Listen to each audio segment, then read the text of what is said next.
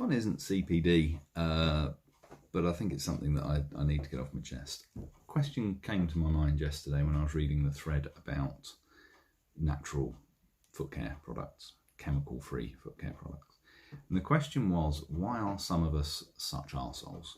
Why is it that when somebody puts a perfectly well-meaning post up or a thread up about how can we get a foot cream which doesn't have any chemicals in it, or what are the best natural treatments, or what's the best kind of insole to treat overpronation, or anything like that, we have the same bunch of people jumping on them and monopolizing the thread with, no, you shouldn't do this, you have to do it this way, this is the evidence-based approach, this is what you have to do. Something that I get asked about not infrequently at conferences. Why do we have to be like that? One reason I'd like to offer you for that is that we are not in the business of providing food for people. We are not in a restaurant business or an art business or something where there are no consequences. We all work in healthcare. We work in places where decisions we make as practitioners have real world consequences for our patients. If we get it right, our patients will get better and have less pain. If we get it wrong, then at best they don't get better, and at worst we can actually exacerbate problems. We can make things actively worse. That can be in a sort of physiological sense by using an unsafe or inappropriate product, but also, as we talked about earlier in the week, the nocebo element can actually make things actively worse.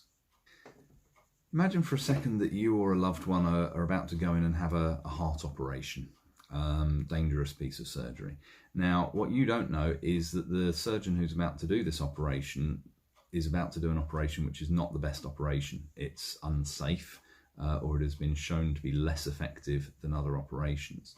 But his colleagues didn't tell him that this was an unsafe operation because they didn't want to hurt his feelings. They didn't want to cause any offence. They didn't want to cause an argument. So when he says, yes, I snip that bit and then stick that bit to the other bit, they said, oh, okay, well, I respect your views. That's a horrifying situation. The idea is abhorrent. But that is the situation we all of us face in healthcare every day. Now, granted, most of what we do with feet outside of spotting malignancies and high-risk diabetic wound care, the consequences are far less significant than in that example. But the principle remains the same. There is no place for delicacy or personal feelings here. We have to get it right. Our patients are trusting us and paying us to get it right.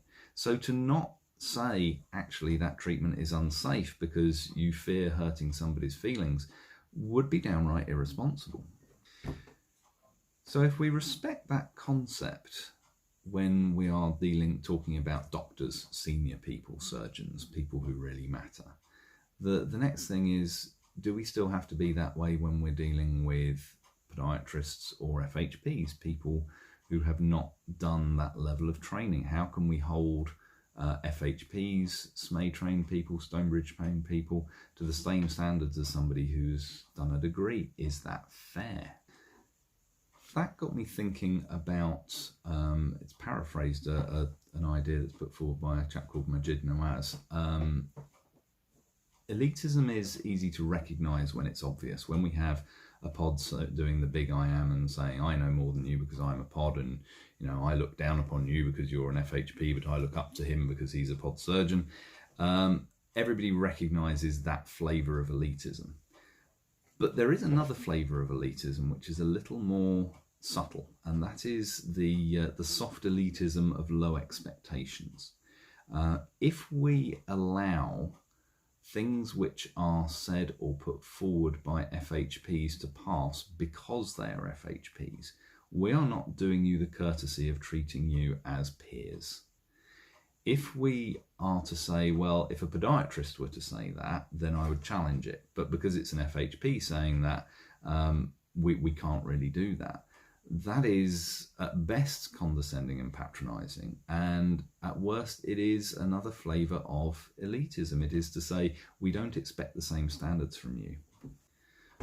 One of the really important concepts in the FHP podiatry debate is that an FHP can become a very, very capable clinician. An FHP can become just as capable as a podiatrist. An FHP can be as good and as sound a clinician as anybody else. With that truth comes a certain responsibility. What that means is that FHPs also need to be held to the same account as everybody else, to the same standards as everybody else.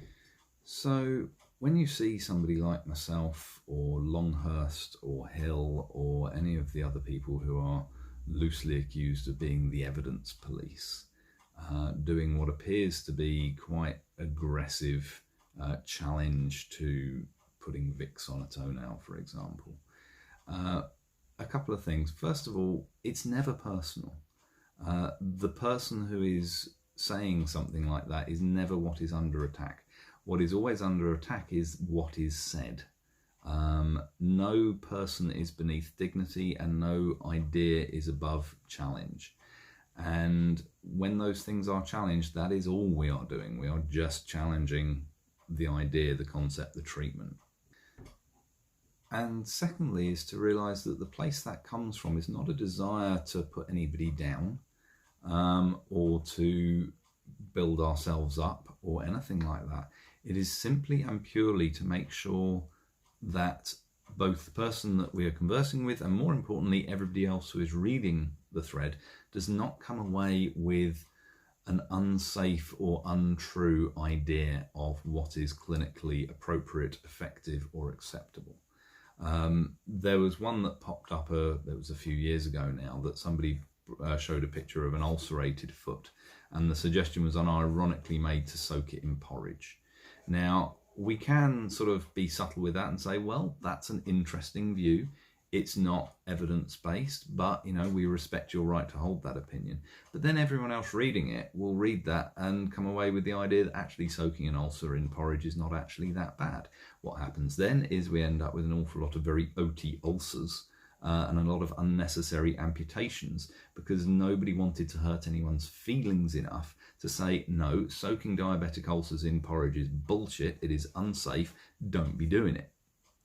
So please forgive us if we do cause any offence, but be aware that when you move into a medical profession, which we are all in, whether we are FHPs or podiatrists, the standards that implies are there for the protection of patients, and that should be our overriding concern above all else.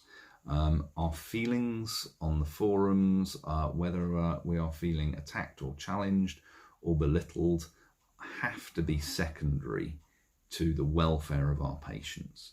And that is why some of us are arseholes. Possible exception of Blandford, who just likes being an arsehole and accusing me of brands. Bastard.